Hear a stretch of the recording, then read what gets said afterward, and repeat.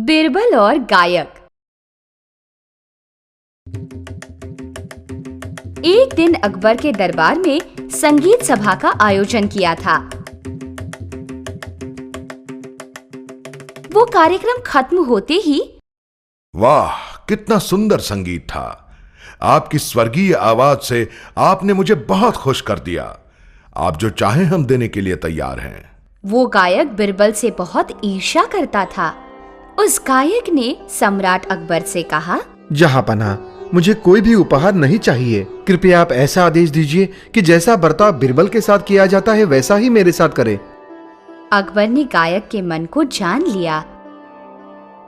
देखो, सर्वोत्कृष्ट गायक के रूप में तुम्हें जो सम्मान मिलना चाहिए वो तो तुम्हें मिल ही रहा है। बीरबल एक ज्ञानी व्यक्ति है और उसे जो सम्मान मिल रहा है वो उसकी राजकीय कुशलता के लिए है।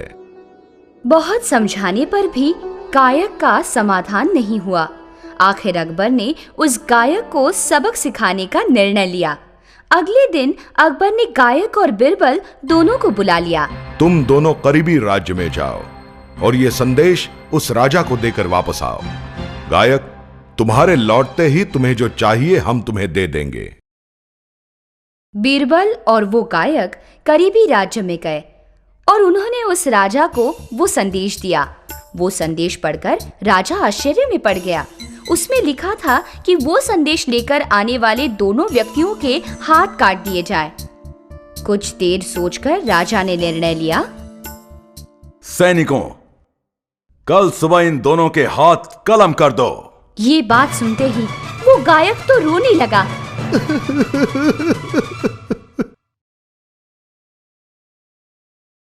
घबराओ मत, मैं इस परिस्थिति को संभालता हूं। कल सुबह तुम सिर्फ यही बात दोहराते रहना कि पहले मेरे हाथ काट लिए जाए, और मैं भी यही बात दोहराता रहूंगा। बाकी सब तुम मुझ पर छोड़ दो। अगले दिन सुबह राजा के दरबार में, महाराज, पहले मेरे हाथ काट दीजिए। नहीं महाराज, पहले मेरे हाथ काट दीजिए। नहीं नहीं, मेरे ही हाथ पहले काटें। नहीं महाराज नहीं, कृपया मेरे हाथ काट दीजिए। बार बार दोनों एक ही बात दोहराते रहे। अब राजा को बहुत आश्चर्य हुआ। ये क्या हो रहा है? क्या तुम दोनों जीना नहीं चाहते? ऐसा नहीं है महाराज, इसके पीछे एक बहुत बड़ी योजना है। योजना? कैसी योजना? हाँ महाराज, मेरे जहांपनाह आपका राज्य आपसे छीनना चाहते हैं।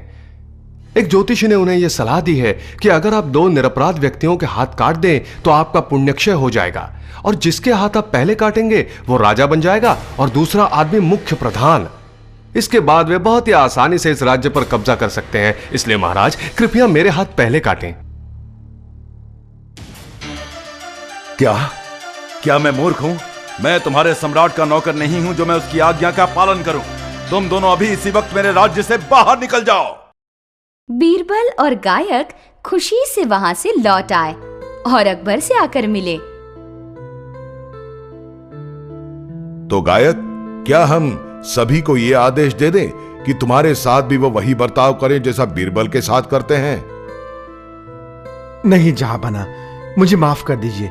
बीरबल एक ज्ञानी व्यक्ति है और अपने राज्य की बहुत बड़ी संपत्ति है। मैं तो एक सिर्फ गायक हूं। बीरबल जैसा सम्मान पाने योग्य नहीं हूं। मुझे माफ कर दीजिए।